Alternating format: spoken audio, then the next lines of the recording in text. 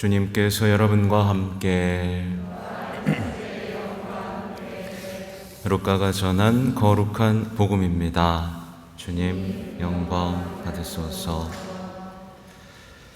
예수님께서 혼자 기도하실 때에 제자들도 함께 있었는데 그분께서 군중이 나를 누구라고 하느냐 하고 물으셨다. 제자들이 대답하였다. 세례자 요한이라고 합니다. 그러나 어떤 이들은 엘리야라 하고 또 어떤 이들은 옛 예언자 한 분이 다시 살아나셨다고 합니다. 예수님께서 다시 그러면 너희는 나를 누구라고 하느냐 하시자 베드로가 하느님의 그리스도이십니다 하고 대답하였다. 그러자 예수님께서는 제자들에게 그것을 아무에게도 말하지 말라고 엄중하게 분부하셨다. 예수님께서는 이어서 사람의 아들은 반드시 많은 고난을 겪고 원로들과 수석사제들과 율법학자들에게 배척을 받아 죽임을 당하였다가 사흘 만에 되살아나야 한다 하고 이르셨다. 주님의 말씀입니다.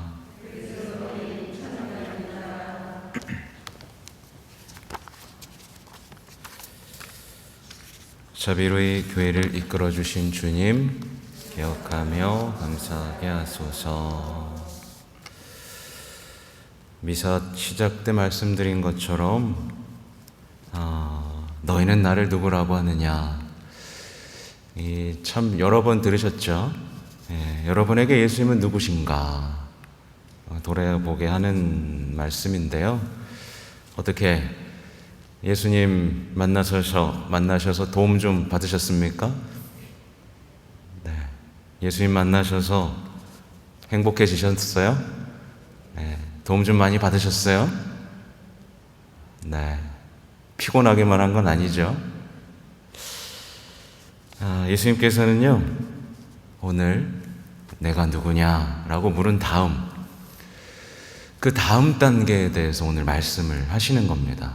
그 다음 단계는 뭐죠? 바로 십자가, 순환, 고통에 대한 얘기를 오늘 하시는 거죠. 근데 이제 오늘날 많은 그리스도인들이 십자가를 딱 보고도 멈춰서지를 않습니다. 놀라지도 않고요, 감동받지도 못하고 슬퍼하지도 못하는 지경에 이르렀습니다. 이따 교황님의 말씀도 함께 소개해 드릴 건데, 교황님의 말씀처럼 마치 읽지 않고 집에 전시해 놓은 책과 같은 신세가 돼버렸어요. 무심히 지나치고 그냥 두꺼운 책이니까 자랑스러워하고 그냥 사치품, 부적처럼 지니고 다니는 어떤 액세서리가 되어버렸습니다. 그래서 수많은 신앙인들이 냉담하고 있죠. 냉담하는 사람들의 대부분은 십자가의 의미를 파악하지 못했기 때문에 그렇습니다. 십자가를 통한 예수님의 사랑을 느끼지 못했기 때문에 그렇습니다. 말하자면 십자가가 쓸모없는 거, 어리석은 거, 이해할 수 없는 거, 그냥 이렇게 된 채 쓸쓸하게 예수님 곁을 떠나는 신앙인들이 너무 많아졌죠. 교황님의 말씀에 따르면 그래요. 십자가에 달리신 분을 바라보기 위해서 우리는 멈춰서고 그 앞에 무릎을 꿇죠, 그죠? 그리고 그분께 마음을 엽니다. 근데 제가 고해소에서 느끼는 건 뭐냐면 그분께 마음을 여는 게 뭔지조차 모르는 지경이 돼버렸어요. 어떻게 기도해야 되는 거지? 어떻게 의탁하라는 얘기야? 어떻게 내 마음을 열라는 얘기인지 전혀 이해하지 못하는 세대가 오늘날 믿음의 세대가 되어버렸습니다. 또 열려있는 그분의 상처를 보면서 놀라지 않는 거예요. 그냥 저게 뭐예요? 저 하얗고 빨간 거 저 뭐예요? 그냥 이렇게 묻고 지나가 버리고 감동도 없는 거죠. 사실 저 굉장히 감동적인 그림입니다. 예수님의 상처에서 물과 피가 쏟아져 나오는 저 장면은 굉장히 감동적인 그림이고 우리의 감정을 자극해서 눈물 나도록 만드는 그림이에요. 근데 대부분 무감각하죠.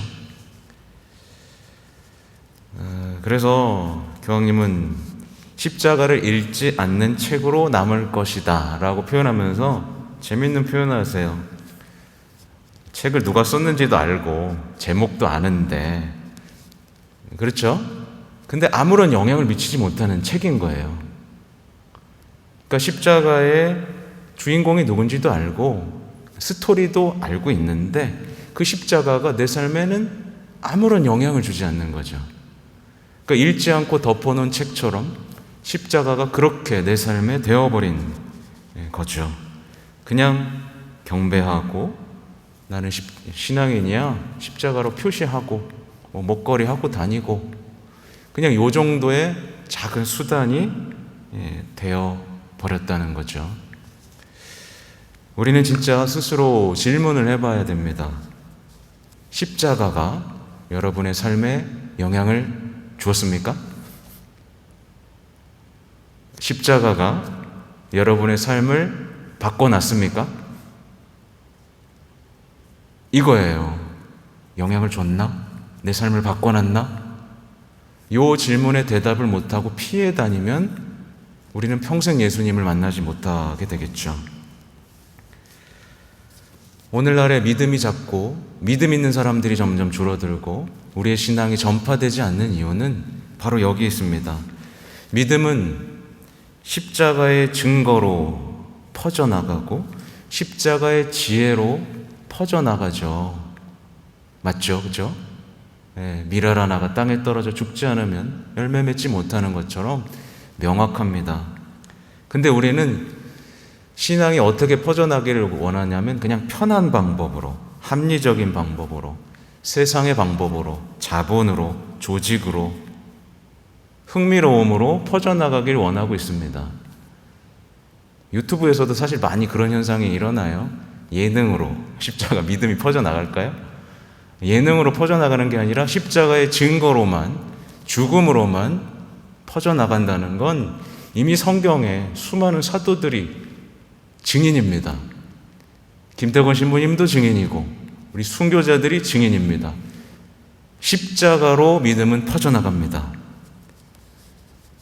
결국 우리 자녀들에게 믿음이 퍼져나가지 않는 이유는 우리가 십자가의 증인이 되지 않기 때문이고 십자가의 지혜를 살아내지 못하기 때문이다 라고 볼 수 있겠죠. 결국 이 시대에 가장 필요한 게 뭐겠어요? 십자가의 증인입니다. 동참하시겠습니까? 아무 말도 없으세요. 우리 모두 십자가의 증인이 되어야 되는데 십자가의 증인은 어떤 삶을 살게 되느냐 보면 십자가의 증인은 원수가 없습니다.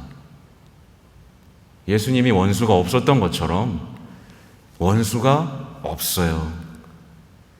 예수님이 사랑하셨던 형제 자매로만 보입니다. 예수님이 사람들을 위해서 목숨을 내놨잖아요. 그죠? 그 사랑의 눈길로 세상을 보기 때문에 원수가 없고 오직 예수님께 데리고 가야 할 형제 자매로만 눈으로 보이는 게 십자가의 증인입니다. 그리고 십자가의 증인은 현재 상황에 대해서 불평하지 않습니다. 그리고 십자가의 증인은 예수님의 길을 따라가는 거예요. 세상 권력의 길을 따라가지 않고 세상에서 자신을 내세우기 위해서 살지 않고 똑같이 생명을 내놓기 위해서 살아가죠. 사람들에게 칭찬받고 인정받기 위해 사는 게 아니라 그저 예수님을 드러내기 위해서 삽니다. 만약에 우리가 권력의 길을 가고 나를 드러내고 칭찬받기 위해서 이익을 내기 위해서 어떤 행동들을 한다면 그건 십자가의 증인이 아닌 거죠. 교황님은 이렇게까지 말씀하세요. 그건 이중성의 종교다. 어떻게 십자가를 믿는다면서 원수가 있고 불평을 하고 자신을 내세우면서 살 수 있느냐? 그건 이중성이다.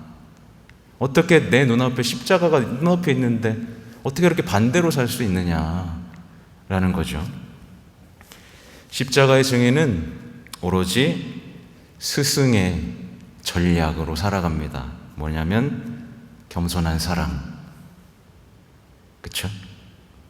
일말의 여지가 없죠.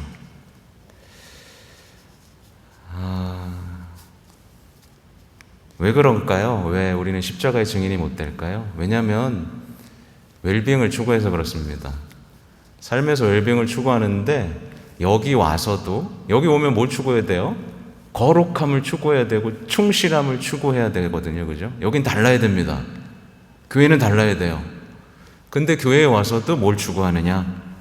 영적인 웰빙을 추구하기 때문에 그냥 뉴에이지나 세상의 어떤 다른 종교들과 구별되지 않는 지경에 이르는 거거든요. 그러니까 이거예요. 성당에 와서 저 여기까지만 따라가고요. 예수님 맞아요. 근데 저 행복하고 싶으니까 여기까지만 할 테니까 저 응원해 주세요. 저 행복하게. 네, 축하해 주시고. 네.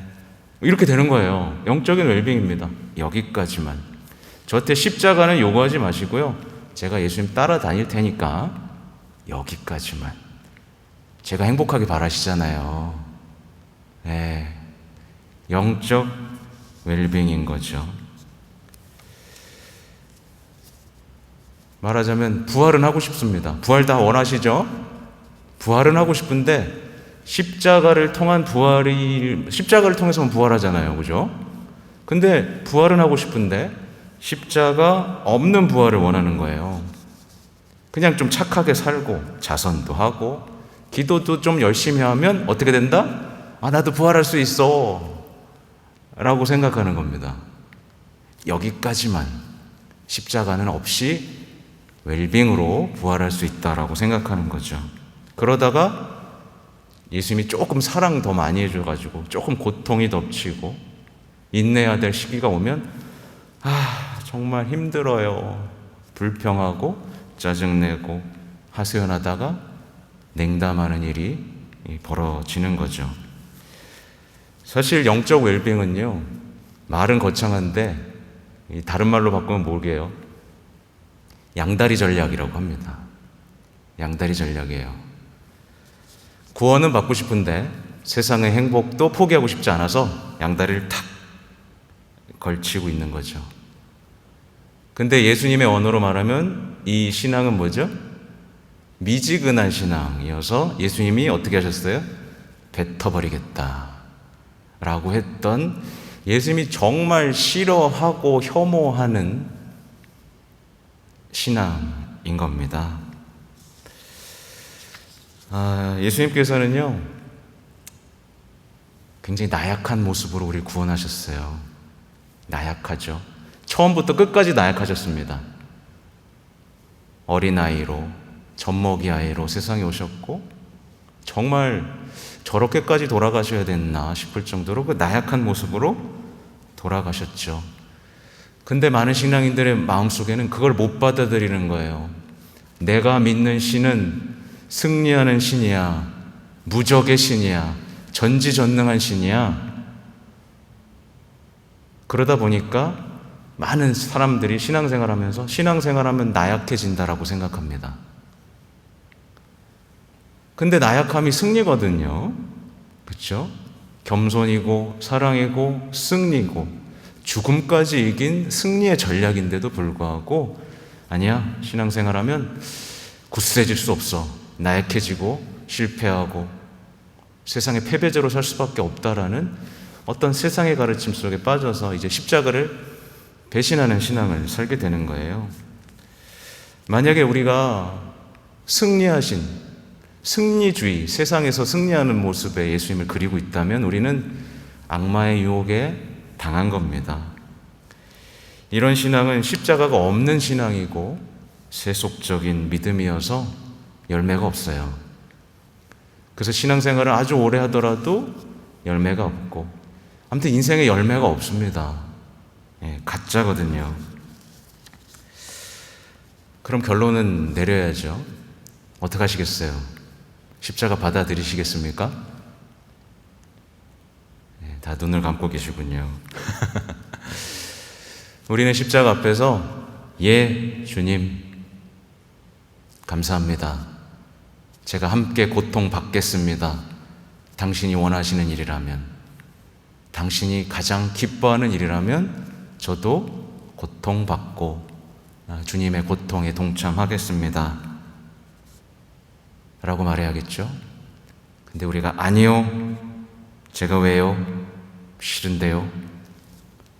이렇게 할 때마다 우리는 뭐랄까요, 가짜 신앙인, 나쁜 그리스도인으로 남게 될 것이고, 누구에게도 믿음을 전하지 못하는 무능한 신앙인으로 남게 될 것입니다. 잠시 묵상하시겠습니다.